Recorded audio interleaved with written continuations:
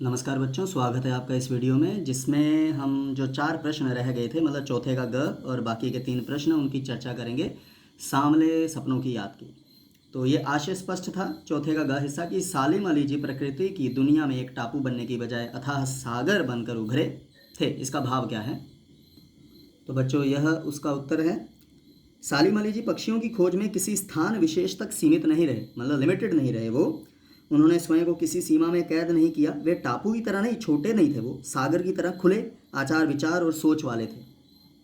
वे पक्षी, प्रकृति और पर्यावरण के लिए कुछ भी करने को तैयार थे। ठीक है बच्चों, तो यह उस आशय स्पष्ट के प्रश्न का उत्तर है। आगे बढ़ते हैं। 5वां प्रश्न है कि इस पाठ के आधार पर लेखक जी की भाषा शैली की 4 विशेषताएं बताएं। भाषा मतलब लैंग्वेज का स्टाइल। तो बच्चों यह उत्तर है, इसमें उदाहरणें ज़्यादा हैं। तो मुख्यतः 4 जो विशेषताएं हैं वो यह है भाषा शैली संबंधी लेखक जी की कि मिश्रित शब्दावली का प्रयोग किया, मुहावरों का प्रयोग किया, जटिल एवं लंबे वाक्यों का भी प्रयोग हुआ और भावानुकूल भाषा का प्रयोग हुआ। तो मिश्रित शब्दावली की बात करें तो लेखक जी ने उर्दू, ठीक है, फारसी के अधिक शब्दों का अधिक से अधिक प्रयोग किया उन्होंने, और साथ ही तत्सम, तद्भव, देशज आदि शब्दों का भी प्रयोग प्रचुर मात्रा में किया, मतलब काफ़ी मात्रा में। तो अब आप देख सकते हैं उदाहरण दिए हैं, ठीक है, जितने हो सकते थे शब्द लिखे हैं तो आपने भी लिखने हैं। उर्दू और फारसी के सफ़र, खामोश, माहौल, आखिरी, हुजूम, परिंदा, ज़िंदगी, आबशार। ठीक है, तो ये आबशार नया शब्द है, तत्व कह लें जिसे। तत्सम में वन, पक्षी, प्रकृति, मधुर, वाटिका, संगीत, क्षण आदि। तद्भव और देशज में भांडे, छाछ, माटी, सौंधी, सोता, क्षण आदि। और अंग्रेजी शब्द airgun, bird watcher, silent valley, fall of a sparrow या फॉल ऑफ अ स्पैरो। तो यह मिश्रित शब्दावली के प्रयोग के अंतर्गत। ठीक है बच्चों।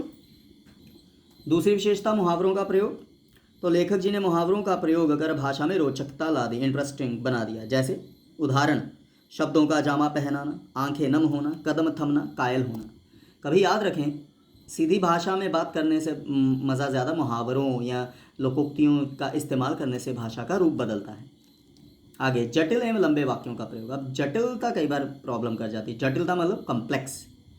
तो लेखक जी ने इस पाठ में जगह जगह लंबे तथा जटिल वाक्यों का प्रयोग किया है। ठीक है, उदाहरण जैसे ये पंक्ति जो उन्होंने इस्तेमाल की है, लंबा वाक्य है। यह उनकी भूल है, ठीक उसी तरह जैसे जंगलों और पहाड़ों, झरनों और आबशारों, ठीक है, को प्रकृति की नज़र से नहीं आदमी की नज़र से देखने को उत्सुक रहते हैं। ठीक है, तो आबशारों नदियाँ या दरिया हो सकते हैं, ये मैं ढूंढ कर सोच कर बताऊँगा। ठीक है, एक बार इसका अर्थ।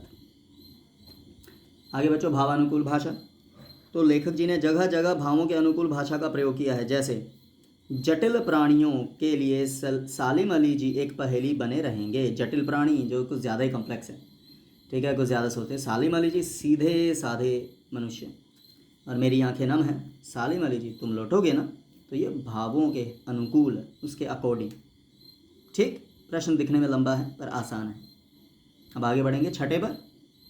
छठा प्रश्न है कि इस पाठ में लेखक जी ने सालिम अली जी के व्यक्तित्व का जो चित्र खींचा है, मतलब चरित्र चित्रण, कैरेक्टर स्केच, उसे अपने शब्दों में लिखें।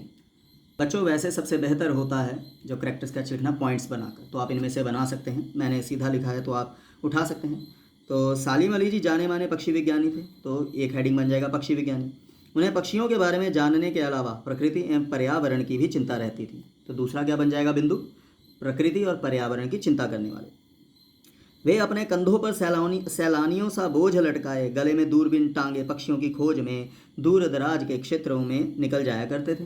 एक और बिंदु बन गया, हमेशा बोझ से लदे रहना।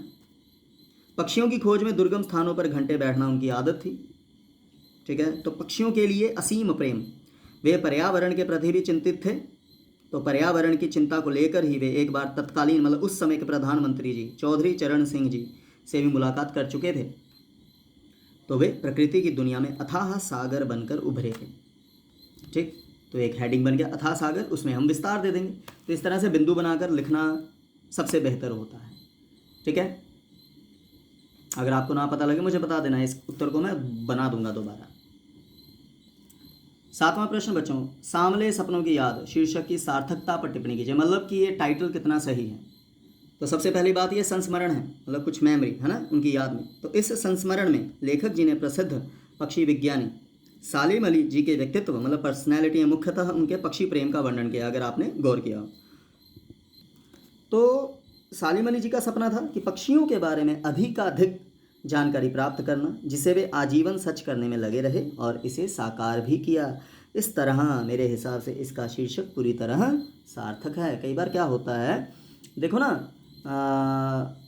मतलब बाहुबली चलचित्र का नाम रोबो रखा होता, यहाँ रोबो छोड़ो, जो भल्लाल का बेटा था भद्रा, उसके नाम पर रखा होता तो वो बात ना बनती। ठीक है ना, शीर्षक तभी सार्थक होता है जो मुख्यतः कहानी के आसपास घूमे। तो बच्चों धन्यवाद। ठीक है, तो ये थे प्रश्न उत्तर। कोई शंका हो तो डंका बजाते रहें।